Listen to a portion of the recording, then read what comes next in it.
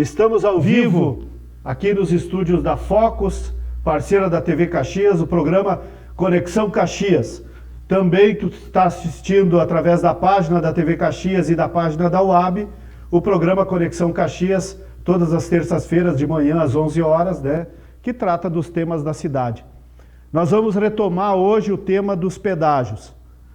Esse assunto ainda tem muito a ser tratado. Nós precisamos esclarecer muito a nossa comunidade.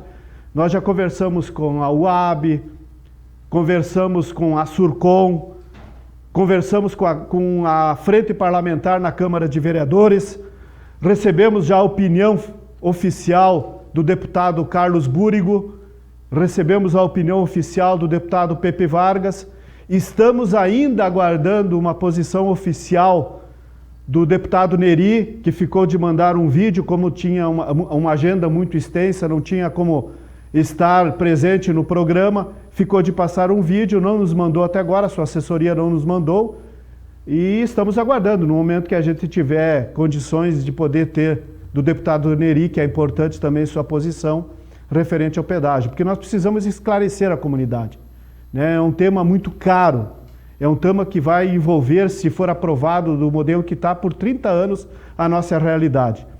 E hoje nós vamos falar com José Adamoli, que foi presidente do Coré de Serra, foi da Surcom também. Bom dia, Adamoli, tudo bem? Na verdade, Paulo, nós temos várias entidades que estão trabalhando, ou seja, uma temática que mexe com a região, né? E nós sentimos que através do Coré de Serra, a SIC Serra, a Frente Parlamentar presidida pela Denise, outros municípios criaram frentes parlamentares. Eu participei de reunião em Bento Gonçalves, participei de reunião em Farroupilha. Enfim, há um conjunto de entidades que vem discutindo, e eu acho extremamente legítimo, oportuno, necessário, que haja esse aprofundamento do tema. E o que nós sentimos? Que era necessário a gente unificar, que os nossos prefeitos, vereadores, deputados, empresários, trabalhadores, movimentos sociais, pudessem ter uma pauta comum. E aí a questão de 10 dias atrás, mais ou menos, talvez quinta-feira vai fazer 2 semanas, nós fizemos então uma reunião em Farroupilha com essa intenção, de alinhar o que é pauta comum hoje para a questão dos pedágios. E alguns temas surgiram ao longo da discussão, não é uma questão fechada, mas tem alguns alinhamentos que depois, ao longo do programa, a gente pode reproduzir. Mas a intenção é essa. O que nós precisamos? Nós precisamos ter clareza de que nem tudo é unanimidade. Nós temos situações em que tem opiniões divergentes e tem algumas que são convergentes. E é assim mesmo, ou seja, a tese, a antitese, a síntese faz parte do processo de discussão. Então, poderíamos até adiantar algumas pautas já nesse momento, mas eu estava na linha... Viu, esse Adamoli, eu ia te falar isso, eu só queria que tu situasse a questão do movimento para que a gente tivesse uma noção do que é o movimento regional. Mas eu gostaria que tu agora, conforme nos desse historicamente, porque quando conversamos com o pessoal, com o presidente da Surcom, lá o Vicenzo, nós também situamos um pouco a visão da Surcom, né? E eu sei que tu também fez parte, foi presidente do Coré de Serra, se não me engano, né? Se essa minha informação está correta, que tu situasse um pouco também, como tu passou por essas entidades, situasse um pouco historicamente o processo dos pedágios, para que quem está nos acompanhando tenha também esse conhecimento, porque é muito importante. As pessoas às vezes esquecem um pouco da história e nós precisamos recuperar para que elas também possam entender o que está acontecendo agora. Então eu gostaria que tu situasse isso.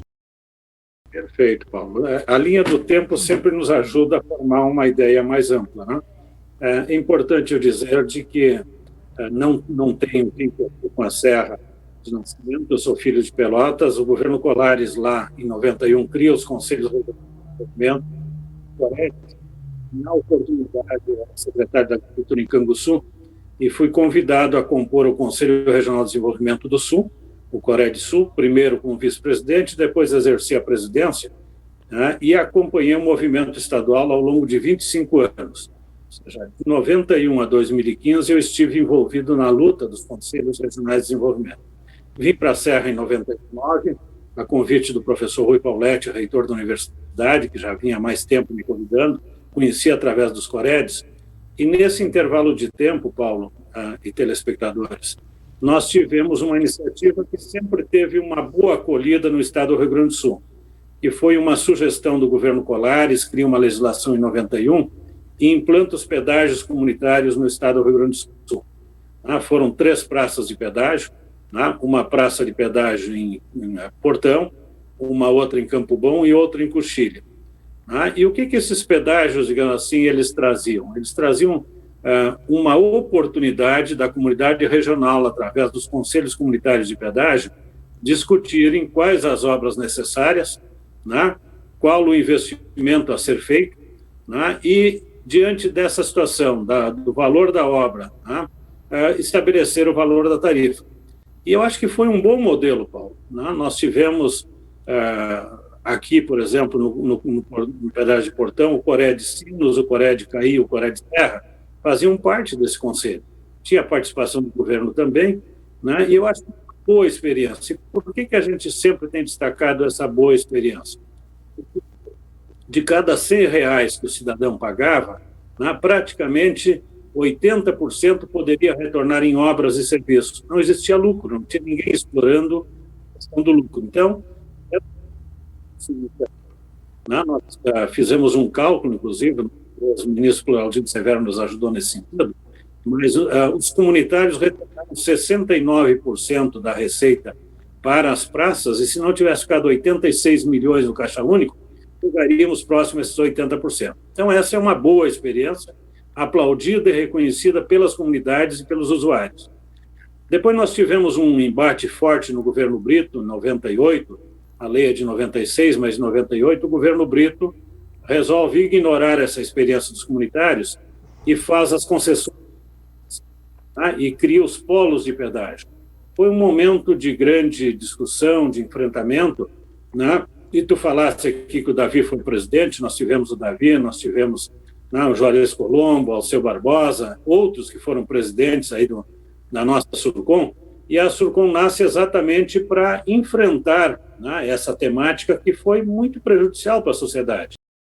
Por quê? Porque era uma tarifa extremamente alta naquela época e era apenas manutenção, ou seja, nós não tínhamos ampliação de rodovia, seriam 15 anos que nós estaríamos pagando pedágio sem a oportunidade de melhorar, de qualificar, de ampliar as nossas rodovias. E um dado mais interessante, Paulo, que acompanhou também, porque aqui nós tivemos um movimento da UAB, nós tivemos tantas entidades que nos ajudaram nessa luta, os metalúrgicos, o Assis foi um grande lutador nesse processo, e tantos outros, Mas nós tivemos uma situação totalmente atípica aqui na Serra, porque um processo de concessão ele passa pela lei, E aí um dado interessante, a lei cria 3 praças de pedágio, Paulo, Praça de Vila Cristina, a Praça de São Marcos e a de Flores da Cunha. A surpresa, o edital, ele apresenta 4 praças de pedágio e inclui a Praça de Farroupilha. E o dado mais interessante ainda é que o contrato aparece uma 5ª praça, que é a praça lá de Terra de Areia, na Rota do Sol. Então, a situação totalmente... No direito público só existe aquilo que está na lei, E aí, então, implanta a Praça de Farroupilha, entre Caxias e Farroupilha, E aí tu tens uma memória clara, eu acho que nossos telespectadores, muitos deles acompanham, o enfrentamento que tivemos ao longo de muitos e muitos anos. Foi um enfrentamento muito forte.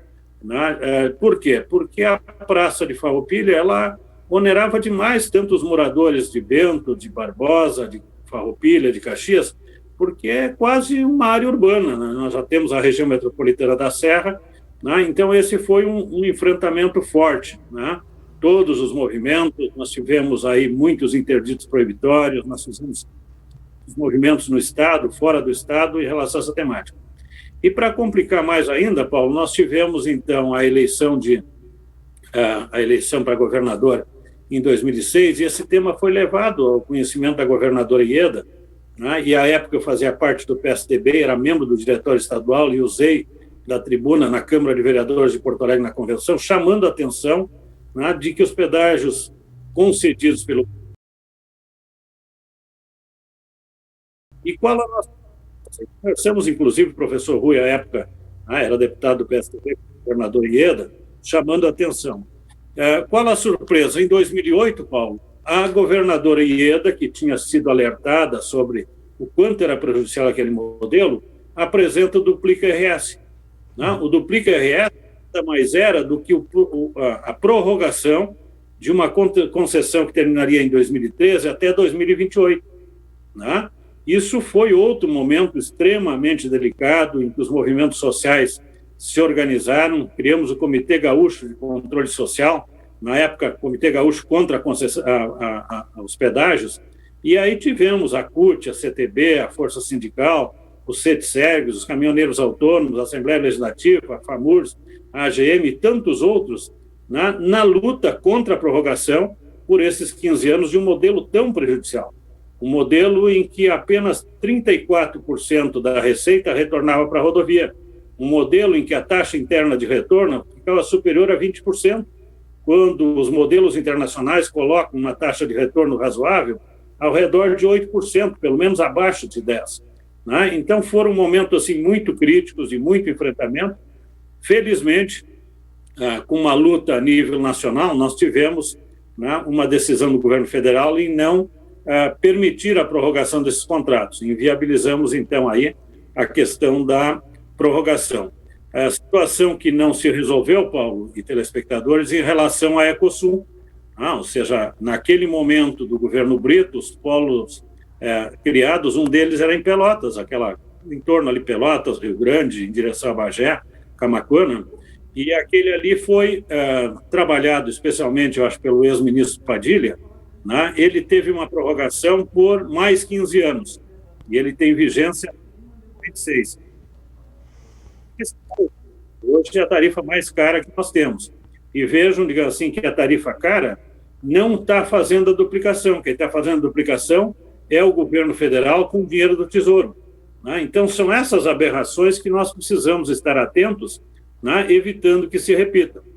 Então, o que nós tivemos aí? A eleição de 2010, um debate, a gente chamou os candidatos a governador à época, e o único que se comprometeu em avaliar o sistema foi o governador Tarso. O governador Tarso, numa grande reunião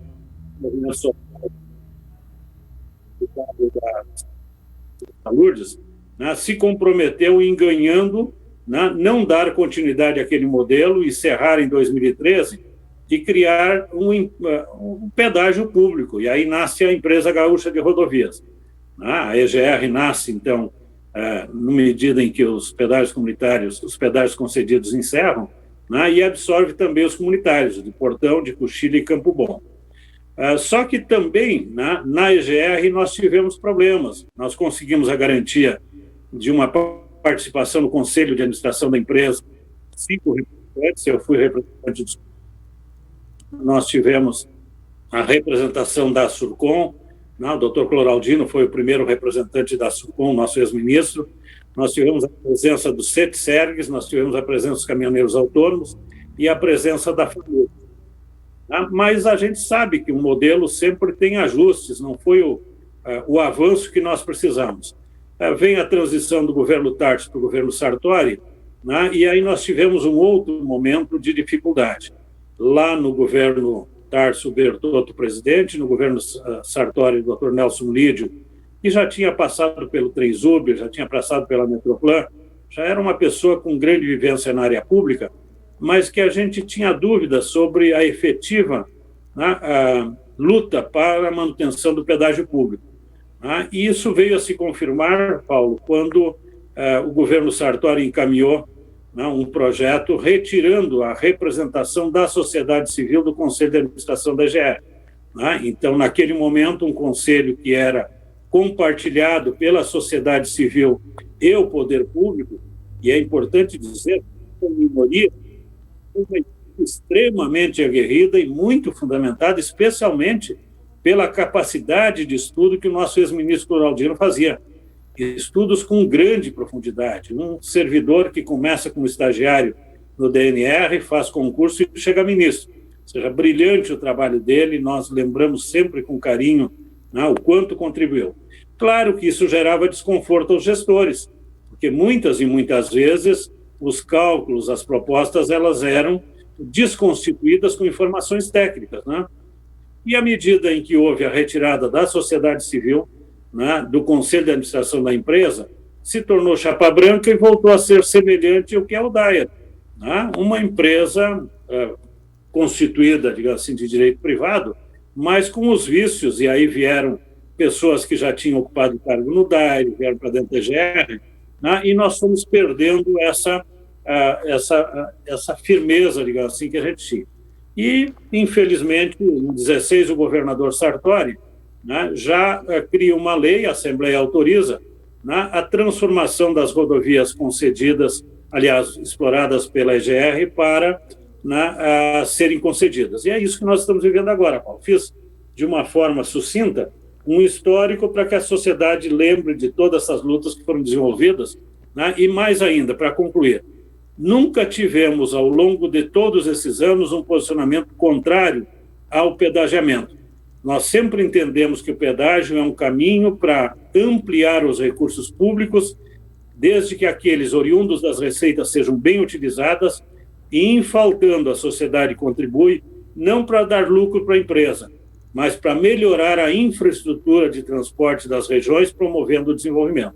Então, são reflexões que a gente traz, né, para conversar contigo, Paulo, e os nossos telespectadores.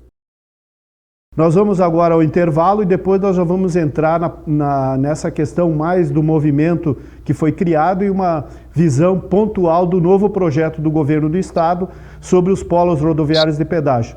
Daqui a pouquinho voltamos. Luxo Ótica tem armações modernas, lentes produzidas em laboratórios da mais alta tecnologia. Atendimento personalizado, com Sandra e Glorinha, mais de 30 anos no mercado óptico. Convênios com empresas, planos de saúde e sindicatos. Luxo Ótica, Borges de Medeiros, entre a Júlio e Sinimbu. Visite-nos e valorize sua visão.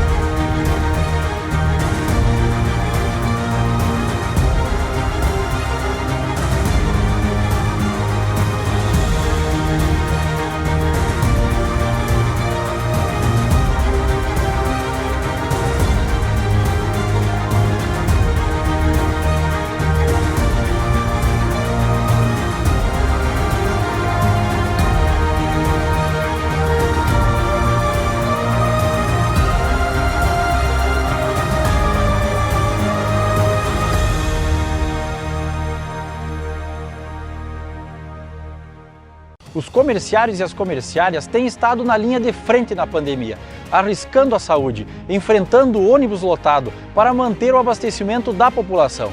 Agora é preciso reconhecer toda essa dedicação. Lutamos para um reajuste de 11%. Vacina já para todos, direitos e empregos. Siga se cuidando e apoie a categoria comerciária. 11% já. Não é pedir muito para quem se arriscou e se dedicou tanto. Adamoli, eu gostaria que tu colocasse então, até porque aqui em Caxias, para situar, o Cored Serra tem pautado esse tema. Ele tem convidado entidades, umas é a UAB, outras são essas centrais sindicais.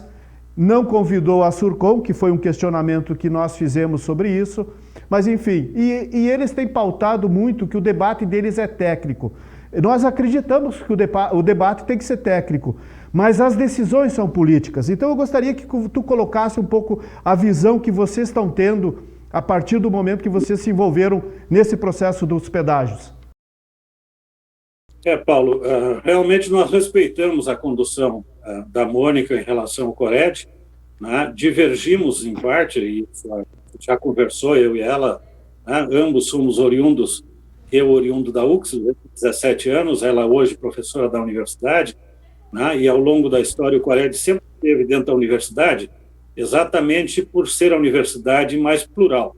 O Cored não pode ter partido político, o Cored não pode ter uma ideia fixa, o Cored tem que ser dinâmico, trazendo sempre uma síntese que represente o interesse do conjunto da sociedade. Não há nenhum outro posicionamento. Mas eles constituíram um grupo técnico, a Mônica diz que tem feito essa interação com o governo, né, e tem toda a legitimidade como presidente de fazer esta condução. Quando tu dizias que eu sou representante, gostaria que fosse, ou seja, nós pensamos em articular, mas não tem nenhum... Não, é um processo compartilhado. Circunstancialmente, hoje tu me convidou, eu estou aqui falando, como um cidadão, como alguém que acredita no diálogo, na construção coletiva, na cooperação, na visão do interesse público, e por isso eu estou aqui. Mas o movimento é impessoal, o movimento é algo dinâmico, é processo, e nós gostaríamos que pudesse ter esta compreensão. Em vez de tu ser o dono da tribuna, tu é parte de uma corrente, é um elo de uma corrente, é um princípio de cooperação. E o que nós temos hoje percebido? Já fizemos várias reuniões, conversamos muito, e tem temas que a comunidade regional ela tem clareza. Primeiro, é inquestionável que a falta de uma logística de transporte adequada para a região da Serra atrapalha o desenvolvimento. Nós temos uma economia de primeiro mundo, a nossa dinâmica da indústria, do comércio, dos serviços, a própria agricultura, embora em pequenas propriedades, é altamente produtiva, e produtos sensíveis que dependem de uma estrada adequada para deslocamento. E nós temos uma concentração no transporte rodoviário, Paulo, superior a 95%. Tudo aquilo que nós produzimos ou que nós internalizamos, 95% vem pelo sistema rodoviário. No estado é mais ou menos 80% e aqui 95%. Por quê? A ferrovia é desativada, o aeroporto não tem a capacidade necessária, o sistema fluvial, a gente não tem uma ligação com o Vale do Taquari, aproveitando o Porto de Estrela. Então, nós temos uma precariedade no sistema nosso de transporte. Além disso, o que nós temos? Rodovias que não foram duplicadas, ou seja, 15 anos pagando pedágio e pagando muito. Pagando muito pedágio. No ano 2013, mais de 70 milhões de pedágio nas nossas rodovias aqui nas 4 praças da Serra. E nenhum tipo de avanço. Então, nós precisamos melhorar. Então, aqui a posição é no sentido, o que nós temos que agora, nesse momento, discutir? O governo, a partir da lei lá de 16, fez uma retificação agora em março também, levando para a extinção da EGR e a concessão. Então, esse é um fato. Nós defendemos e entendemos que o pedágio público é o melhor caminho. Isso é convicção, nós temos antecedentes que demonstram isso, números. Mas o conjunto da Assembleia, lá em 2016, a maioria dos deputados votaram pela privatização. E hoje nós estamos diante desse momento aqui, precisamos discutir aquilo que é melhor para a sociedade. Temos uma experiência, Paulo, deste governo que nos parece interessante. A rodovia 287, que vem aqui da região metropolitana e vai a Santa Maria, ela foi à licitação no mês de fevereiro e naquele momento não tinha nenhuma trava, e o deságio da licitação levou uma redução de 54% da tarifa. Achamos que este é um elemento que deve vir para a conversa. Por que o governo coloca, então, uma trava agora permitindo que apenas 25% possa ser reduzido na tarifa? Aquela tarifa lá que está prevista de R$ 7,00, ela veio para R$ 3,40 e poucos centavos. Então, a primeira questão é esta em relação a retirar esta trava que prevê apenas uma redução de 25%. Ou seja, a empresa que ganhou a exploração da 287 é uma empresa espanhola, com grande reconhecimento no mercado, e que se ela fez esse preço é porque ela vê viabilidade no negócio. Então, uma das posições que o movimento tem incorporado é essa de retirada da trava, ou seja, deixa livre. A livre concorrência não é o que é defendido pela iniciativa privada? Então, o Estado coloca nas suas normas, né, na lei, no edital e depois no contrato, garantias que exigem da empresa o cumprimento do seu dever. Libera essa trava. A segunda questão, não vejo por que outorga. Ou seja, à medida em que o Estado estabelece que o segundo fator é a outorga, ele está aumentando o custo da concessionária e que, indiretamente, Paulo, depois vai ser, né, amortizado pelo usuário. Né? Ou seja, eu vou pagar a tarifa pelas obras que a empresa está fazendo, mas também vou pagar parte da tarifa para amortizar a outorga que, né, a empresa deu para o governo do Estado e que vai aplicar em outras rodovias. Né? Então, eu estou tendo um pagamento indireto, porque o pedágio pressupõe que eu pague pelo uso da rodovia. E é importante que a gente avance, inclusive, não pagando taxa cheia, mas pagando, como já é nos países desenvolvidos, pelo trajeto que tu fez. Olha, eu estou entrando numa rodovia pedagiada, ela tem, como é o caso aqui nosso, da nossa região, tem 271 quilômetros, o Polo de Caxias. Aí eu vou pagar pelos 20 quilômetros que eu usei, não pelo total que poderia ter usado, entende? Acho que esse é um segundo tema. Então, a questão da trava, a questão da outorga. Uma outra agenda que tem aparecido, Paulo, é em relação a 470. Foi uma luta forte, a SIC Serra, na época o Petri, Ademar Petri era o presidente da SIC Serra, né? Ele conduziu esse debate, nós do Cored acompanhamos, ajudamos, a Surcom esteve junto também para federalizar a 470. Ela federalizada teve um salto qualitativo bem significativo. Todos nós conhecemos o quanto melhorou a 470. E agora nós estamos percebendo que tanto no polo de pedágio lá de Passo Fundo, na Amaral, aquela região ali, está pegando parte da 470 entre Nova Araçá e Nova Prata, quanto aqui, né, no nosso de Caxias, que está pegando, né, Bento Gonçalves até passando ali Carlos Barbosa na entrada para Barão. Nós achamos que não há por que nós incluirmos rodovias federais no pedagiamento nosso. O governo federal tem mais bala na agulha para fazer rodovias significativas na área federal do que o governo do Estado. E a 470, Paulo e telespectadores, é muito importante. O Cored, né, e nós discutimos isso em vários planos de governo, no Rigoto, depois lá no governo Olívio, o doutor Caramuru conduzindo, né, uma discussão de logística no Estado, no governo Rigoto, o Postal como secretário. Nós temos uma leitura de que nós precisamos lutar para fazer a 470, Paulo, sair lá em Arambaré e tirar toda a carga da região norte do Estado da região metropolitana. Fazer uma ponte ali no Rio Jacuí e São Jerônimo, cortar a região centro-sul, passando por Cerro Grande, e tirando todo o trânsito pesado da região metropolitana.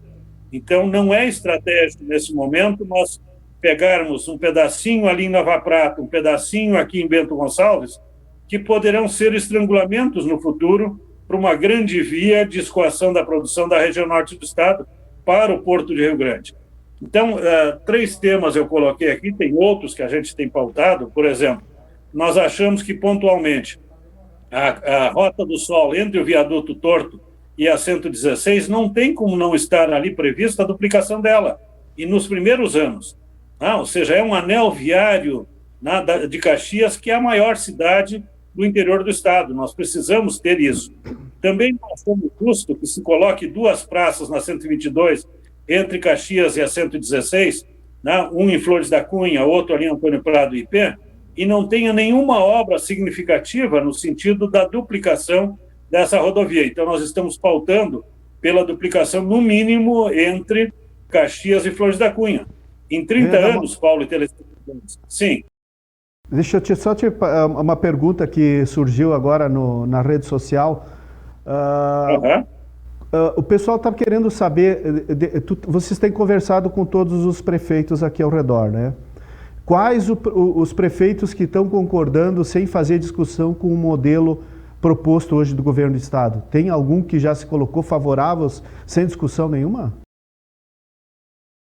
Nós não temos, digamos assim, nós não temos tido um alinhamento total com todos os prefeitos. Na reunião que aconteceu em Farroupilha, Paulo, nós tivemos a presença tanto do prefeito Feltrin, né, o Fabiano, que é presidente da Associação dos Municípios da Encosta Superior do Nordeste, presença do prefeito Adiló, e como tu já fez referência, ele foi muito cauteloso, porque na época, quando nós tínhamos essas lutas, ele como vereador também participou, era solidário nessa luta. Então, cachorro mordido de cobra tem medo de linguiça, né? A gente sabe isso, é o saber popular, mas o prefeito de Farroupilha tem ponderado de que não gostaria de praça de pedágio no território de Farroupilha.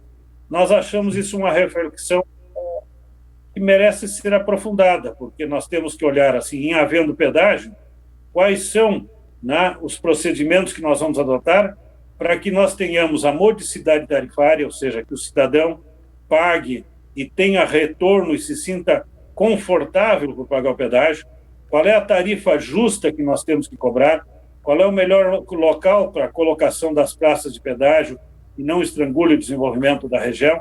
Então, nós não temos tido, digamos assim, um posicionamento oficial das instituições de representação dos prefeitos. O prefeito Fabiano fez ponderatório na nossa reunião, ele diz que tem interagido no grupo com o CONED, tem levado também ao governo do Estado as propostas. A única posição mais firme é de que não gostaria que tivesse praça, né, no território de Farroupilha. Mas nós achamos que isso é um direito dele, né, mas não é uma pauta do movimento. O movimento tem a ideia de que o pedágio já é uma realidade, ele vai acontecer, e nós precisamos colocar as nossas observações, deixar o governo ciente disso e tensionar o governo para que faça o melhor desenvolvimento da região. É preciso que tenhamos viadutos, passarelas, duplicações, né? E não lá no 15º ano, Paulo. Preciso que a empresa que assuma esse investimento e que o cidadão pague já com os investimentos sendo utilizados no pavimento, né?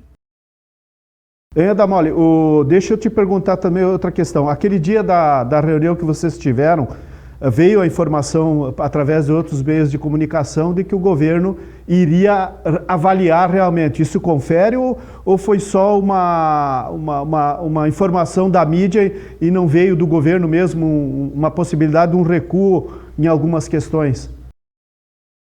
Eu entendo que tanto a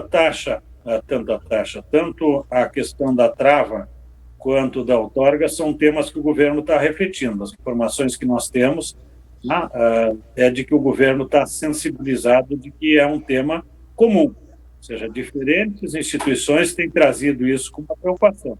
A SIC Serra, representada pelo Gialdi, presidente da SIC Serra, trouxe esse tema, a vereadora do Barbosa, a vereadora do prefeito, enfim, muitas manifestações ali foram na totalidade convergentes em relação a esses temas aí, né? A outorga, a trava e a questão da 470. São praticamente consensos. E eu entendo que um governo, né, tem procurado abrir o diálogo com a sociedade, ele não pode abrir simplesmente para querer que a sociedade é referente. Ele precisa ter sensibilidade de analisar as propostas. E mais um detalhe importante, apareceu aqui também como tema central, questão de não fazer por 30 anos. Particularmente, aí é uma posição pessoal, eu entendo, e o mestre Pluralzinho sempre nos ensinou isso, de que a modicidade tarifária se faz também pelo tempo da concessão. Ou seja, se eu fizer obras robustas com grande investimento, eu preciso ter um tempo necessário para o ressarcimento do investimento. Nós temos que ter uma taxa interna de retorno justa. Hoje está sendo previsto 9,2%, talvez ela pudesse baixar um pouquinho mais, indo para os índices internacionais de 8%, mas nós não podemos entender que haja milagre. À medida em que nós estamos falando de negócio, o empreendedor tem que ter um limite de retorno, o Estado tem que ter capacidade de fiscalização e controle sobre isso, para que a função pública da rodovia, embora concedida, ela seja assegurada, e a modicidade tarifária. Então, esses são pré-requisitos que eu acho que o governo, através das suas normas, sejam elas do edital, do contrato, assegurar de que a empresa não faça maquiagem, que os investimentos sejam efetivamente confirmados e que a taxa interna de retorno ela seja esta prevista no contrato. É muito importante, o Davi, nosso presidente da SUCOM, Paulo, tem trazido com frequência, isso é uma bandeira lá da deputada Marisa, quando deputada estadual, né? E nós, dos conselhos regionais, também sempre tivemos uma pauta de que é um sistema de controle online da arrecadação, Paulo. Né? Ou seja, que tenha plena transparência. Quantos carros passaram? Quanto foi o pagamento? Qual foi a receita no fim do dia? Qual foi a receita no mês? Qual foi a receita no... E mesmo na outra planilha, quais são os gastos? Quanto estão gastando? Onde foi feito o investimento? Ou seja, isso é muito importante para a sociedade, ter transparência em todos esses procedimentos, porque de 5 em 5 anos está previsto uma reavaliação do equilíbrio econômico financeiro dos contratos. Se nós não tivermos transferência nisso, fica uma coisa, parece meio faz de conta. Né? Nós precisamos ter plena transparência nesses procedimentos. Esta é uma outra pauta que a gente tem levantado, no sentido de somar com a SUCOM, né, de que a gente tenha plena transparência na arrecadação e nos investimentos. Damoli, eu sei que teria mais assuntos para a gente ainda dá para ampliar mais, mas o nosso tempo esgotou e eu tenho que, né, encerrar nesse momento aqui. Eu gostaria que tu deixasse uma mensagem. Nós vamos mais aí na outra semana, provavelmente, não na semana que vem, mas na outra, provavelmente nós vamos retomar. Aí eu vou trazer também o próprio Vicenzo, vou trazer mais uma outra pessoa aí para que tenha participado aí, se envolvido nessa questão do pedágio, para que a gente traga, de repente, mais informações, porque ainda está muito, aquilo que vocês falam, está muito ainda no debate. A gente não sabe, o governo diz que recua, mas ainda não oficializou nada, né, não oficializou o recuo em algumas questões que estão efervescentes ainda, que estão aí mexendo com a sociedade. Então, gostaria que tu deixasse a tua mensagem final aí, né, agradecendo a tua presença, essa oportunidade de esclarecer a comunidade, essa retomada histórica e muito importante, porque isso nos dá uma ideia do que pode vir, do que pode ser bom, do que pode prejudicar a comunidade, enfim, de um processo que realmente é 30 anos que nós vamos ficar aqui subordinados a essa questão e vamos ter que ver o que é melhor para a comunidade. Então, deixar as considerações finais aí, Damoli. Paulo, primeiro, agradecimento pela oportunidade, né, de estar contigo, estar com a comunidade da Serra Gaúcha, falando sobre um tema tão importante para o nosso desenvolvimento. Segundo, uma referência. Para mim, a música do Geraldo Vandré é um símbolo. Quem sabe faz a hora, não espera acontecer. Nós precisamos que a democracia participativa, que é o cidadão, as instituições, né, sejam um orientador da democracia representativa. Que a sociedade participando oriente os vereadores, os prefeitos, os deputados, os governadores, o presidente. Porque, afinal de contas, quem paga a conta é a sociedade. E nós temos pago muito, nós temos imposto de país de primeiro mundo e temos políticas públicas de país subdesenvolvido. Ou seja, quando os Estados Unidos cobram 28% do seu PIB em tributo, o Brasil está cobrando mais de 35% do PIB em tributos. E isso nós precisamos não negar a política, pelo contrário, nós precisamos afirmar a política, afirmar os órgãos públicos e buscar pelos diferentes partidos as melhores representações, as representações que representam o bem comum. É essa a mensagem que eu gostaria de deixar. Em vez de nos omitirmos, vamos ser protagonistas, vamos ser propositivos, vamos sentar à mesa e construir. Entre o ideal e o possível, vamos sonhar com o ideal e fazer o possível. Não dá para a gente também viver de utopia. A utopia nos orienta, a gente vive a realidade. Então, mais uma vez, Paulo, a TV Caxias, a vocês, obrigado pela oportunidade. Ficamos à disposição para juntos construirmos dias melhores para o desenvolvimento da Serra, do Rio Grande e do Brasil.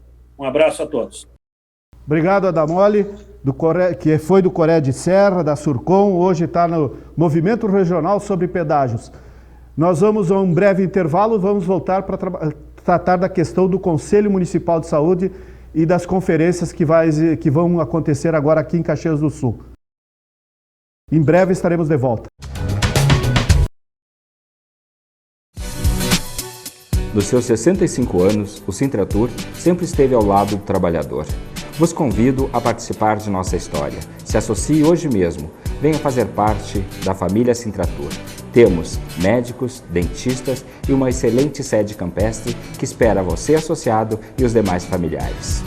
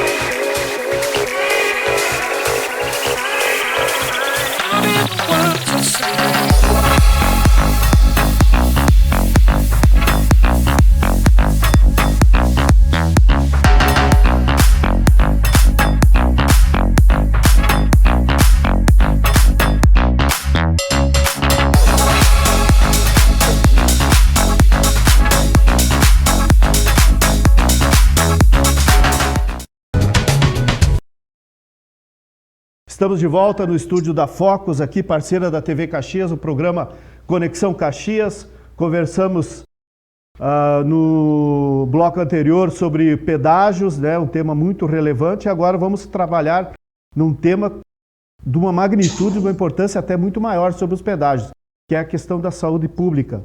SUS, né, Sistema Único de Saúde, um dos maiores sistemas de saúde do Brasil, do país, do mundo, referência, né? E com a pandemia foi colocado à prova, né? E graças a Deus continua sendo defendido pela maioria da população, porque é a maioria que precisa de um sistema público de saúde gratuito e de qualidade. Claro, tem muitas coisas a avançar, tem muitas coisas mas são questões que, na medida do possível, vão se avançando. Nós vamos ter em Caxias agora, a partir dessa semana, a partir de hoje, a Conferência Municipal de Saúde. Estão acontecendo as pré-conferências, né, que são anteriores à Conferência Municipal, as pré-conferências, que são preparatórias à conferência. Quem vai conversar um pouquinho com nós é o presidente do Conselho Municipal de Saúde, Alexandre Silva.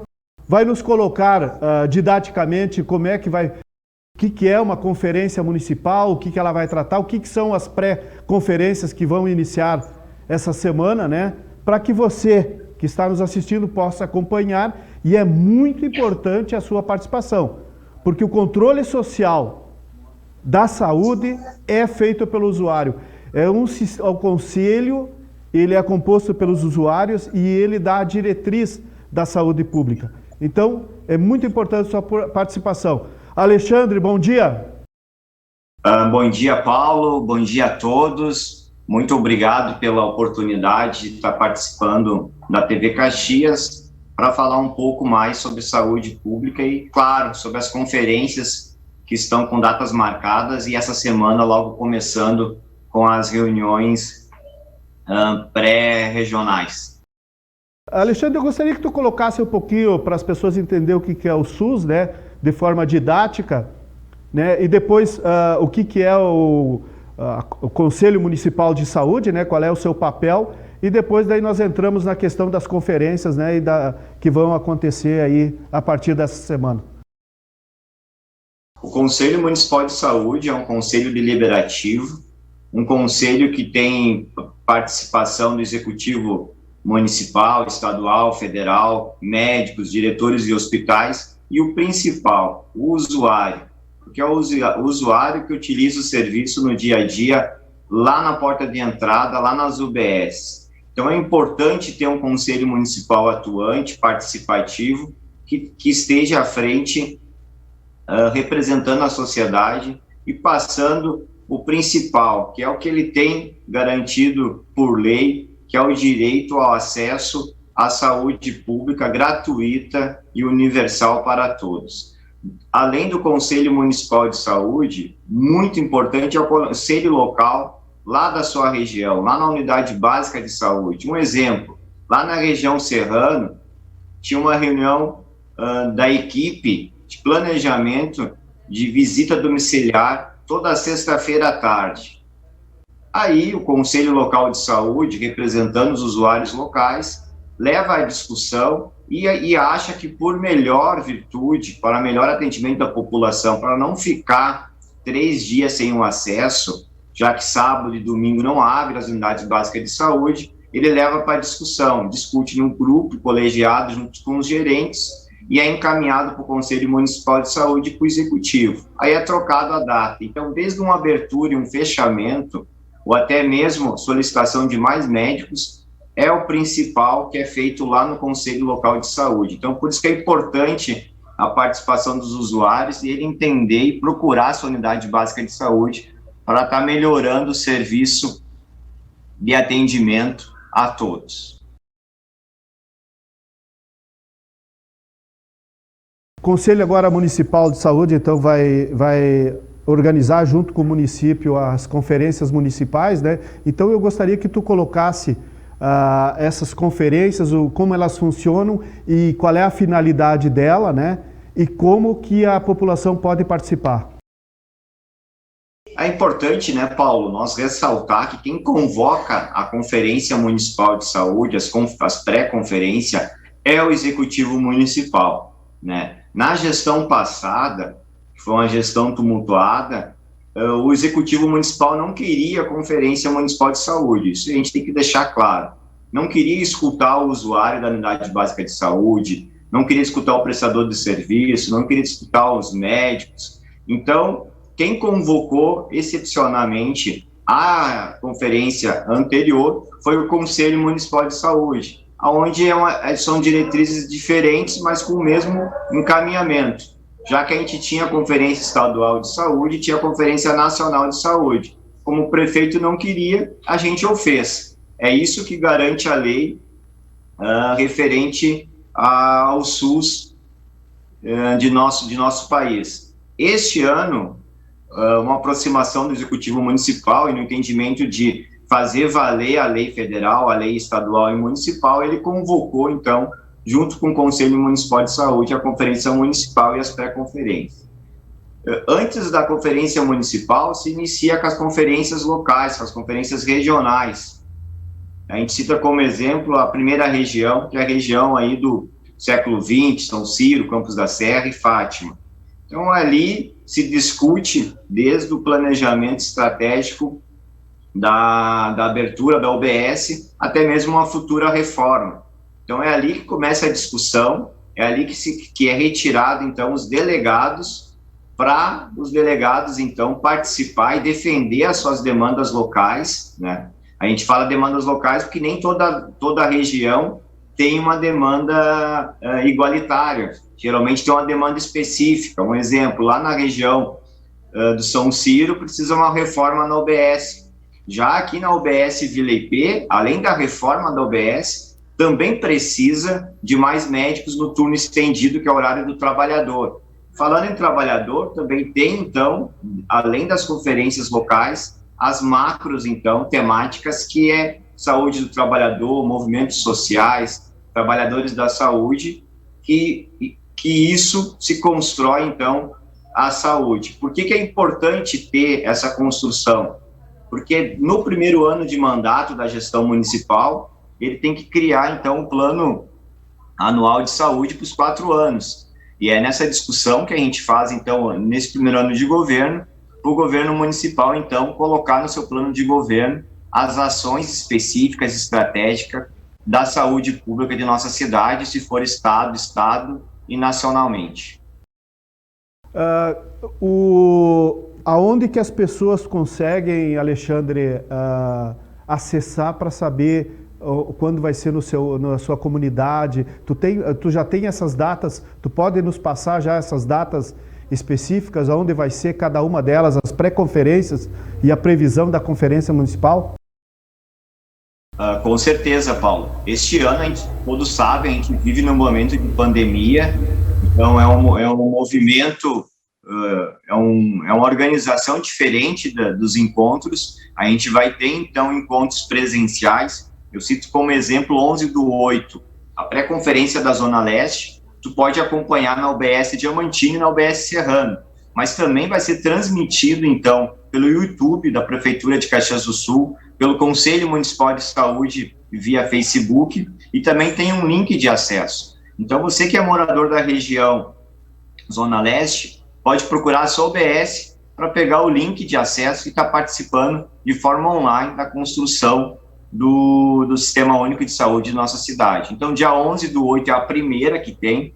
Já na quinta-feira, a gente tem a conferência lá na Zona Sul, região Esplanada, movimento de saúde lá forte, sempre bem organizado, participativo. Não que as outras regiões não sejam, mas tem algumas regiões que têm dificuldade de se reunir, e a Esplanada é uma que dá exemplo. Depois, na quarta-feira do dia 18, nós temos na conferência na Zona Oeste, região Riolon, Santa Lúcia, Tijuca, região que eu cresci e participei de início das reuniões dos conselhos locais e regionais. E 19/8, a gente tem da região Centro, que é a região atual que eu sou representante. Fui eleito na região Centro, depois, após isso, me tornei presidente do Conselho Municipal de Saúde. Dia 25/8, então, a conferência da região Norte, outra região que eu admiro bastante, grandes lideranças. Lá tem o seu Marciano, o seu Valdir, que participam do movimento comunitário, mas também do movimento organizado na área específica da saúde. É importante ressaltar, Paulo, que na Prefeitura de Caxias do Sul, do site, nos meios de comunicação do próprio Facebook do Conselho Municipal de Saúde, tem as datas. Também a própria Rádio Caxias fez uma transmissão, fez uma reportagem. Então, do que a gente tem de dizer para vocês que é fácil participar. Quem não puder participar presencial, que pode virtual, ou quem não tem acesso virtual, que é a dificuldade que a gente tem no meio de utilizar as ferramentas sociais e também o acesso à internet, que é muito precário ainda em nossa cidade, pode então, de forma presencial, procurar as unidades básicas de saúde presencialmente. Então, para as pessoas entenderem, elas vão ter na sua UBS, é só procurar a sua UBS da sua região, vai estar lá um cartaz, que eu vi o município colocando um cartaz. Tu tem no próprio site da prefeitura, no site do conselho, tu tem na página da TV Caxias está aí, tu tem na página da UAB, tu tem a rádio que o Alexandre falou, que deve ser a Rádio Caxias também, que fez com certeza outras emissoras também vão fazer um chamamento para isso. Então, informação você vai ter de sobra para participar, só não participa se não quer. Agora é muito importante, porque assim, lá na frente, quando baterem na tua porta, falta médico, não reformaram a UBS do São Ciro, tu sabe que é o conselho local que está brigando por ti.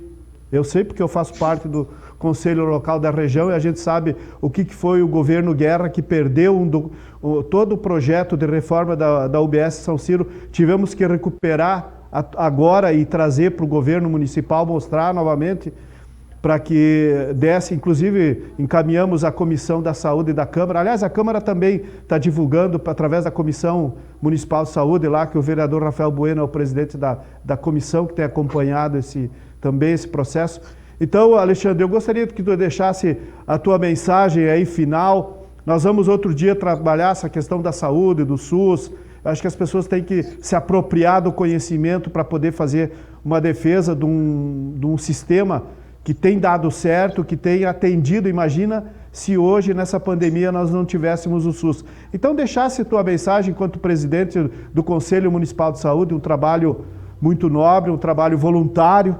As pessoas têm que entender também isso. É um trabalho voluntário que tu faz, então, que te coloque aí as tuas mensagens finais aí para a população, convidando para as pré-conferências, convidando para a conferência, defendendo o SUS, enfim, fique à vontade. Bom, Paulo, eu acho que é importante nós frisar a data da Conferência Municipal de Saúde, tá? A data da Conferência Municipal de Saúde é no dia 10 e 11, então, do 9. Como eu disse no início, os delegados que saem das regionais podem participar com direito a voto, mas a plenária é aberta a todos, via link de acesso e também as redes sociais para poder acompanhar se as suas demandas locais forem encaminhadas. Também é importante dizer, Paulo, que são 3 eixos, Paulo? E eu acho que o eixo mais importante, no meu ponto de vista, não que as outras não sejam, pelo número de demandas e reclamações que vem ao Conselho, é o eixo 1, tá? Que é o pós-Covid. Então, você que está me assistindo sabe do que eu estou falando. Foi represada as cirurgias, foi represado os exames, foi represadas as consultas, e a população não pode parar de ter esse atendimento. Então, é importante você participar e nós deliberar metas de atendimento, que se tenha mutirões, né, para facilitar o acesso, que a rede credenciada do SUS de Caxias do Sul ajude nós, neste momento, pós-Covid, mutirões, né. A gente cita como exemplo, tem o Hospital Geral, Hospital Pompeia, Hospital Virve Ramos, também, se possível, a gente encaminhar que seja feitos contratos contralizados com um meio privado também, para a gente atender a população que tanto precisa, porque quem depende de uma consulta especializada, de um exame, não pode esperar, porque a sua saúde, a gente sempre fala, né, com saúde a gente se vai longe. Concordo com o Paulo, é um serviço voluntário que a gente faz, muitas vezes 24 horas, né, a gente não recebe nada por isso. A gente está no final de gestão deste conselho, pegamos há 3 anos atrás, bastante dificuldade com a gestão anterior, depois, logo após isso, pegamos a gestão, o Covid, e estamos finalizando nosso mandato da melhor forma possível, com 36 colegiados, né? O Conselho Municipal de Saúde não é o presidente, tem uma mesa diretora, tem uma comissão, e o principal, tem o usuário que liga para o Alexandre, que liga para o Paulo, que liga para o presidente Valdir da UAB, né, para tentar intermediar isso com os hospitais, com as unidades básicas de saúde, com os gerentes, com um serviço para melhor atender. O SUS não é 100% perfeito, mas a gente lembra, há muito tempo atrás, né, Paulo, que para ter o acesso à saúde era só com carteira assinada. Então, a gente tem que defender esse SUS e as críticas que a gente ter construtivas, tentar melhorar o serviço, e quando não der mesmo, a gente vai para a rede social e alarma o problema, mas sempre que der, procurar o serviço, procurar o gerente da unidade básica de saúde para ele te auxiliar, que ele está ali para te ajudar. E junto a gente vai construir um SUS forte e vamos sair dessa crise pandêmica que afetou o mundo inteiro, e a gente precisa ser forte para 2022, então a gente está melhor aí, com saúde, trabalho e um passo à frente na nossa vida pessoal. Alexandre Silva, presidente do Conselho Municipal de Saúde, muito obrigado pela tua presença, pelos teus esclarecimentos aqui para a TV Caxias. Nós agradecemos quem está nos assistindo, quem acompanhou esse debate. Um bom dia a todos e até o próximo programa.